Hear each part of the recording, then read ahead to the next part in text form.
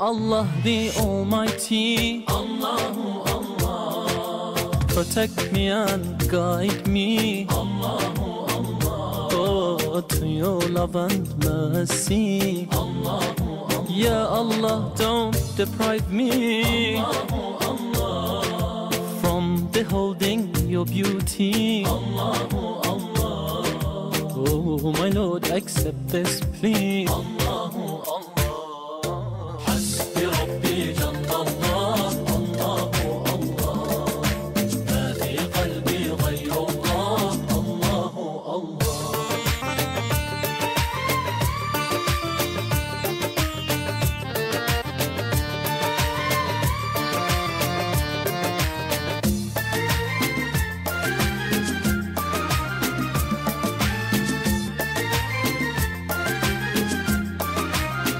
Affeder günahı Allahu Allah, alemin padişahı Allahu Allah, yüreklerin penahı Allahu Allah. İşit Allah derdimi, bu ahlarımı, rahmeyle bağışla günahlarımı, hayır eyle hem akşam hem sabahlarımı.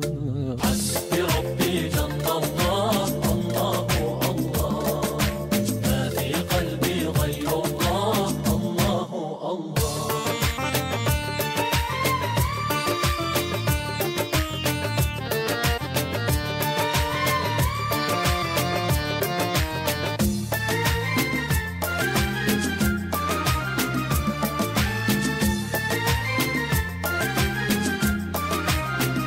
वो तन्हा कौन है अल्लाहु अल्लाह, बादशाह वो कौन है अल्लाहु अल्लाह, मेहरबा वो कौन है अल्लाहु अल्लाह, क्या ऊंची शान है अल्लाहु अल्लाह, उसकी सब निशान है अल्लाहु अल्लाह, सब दिलों की जान है अल्लाहु अल्लाह।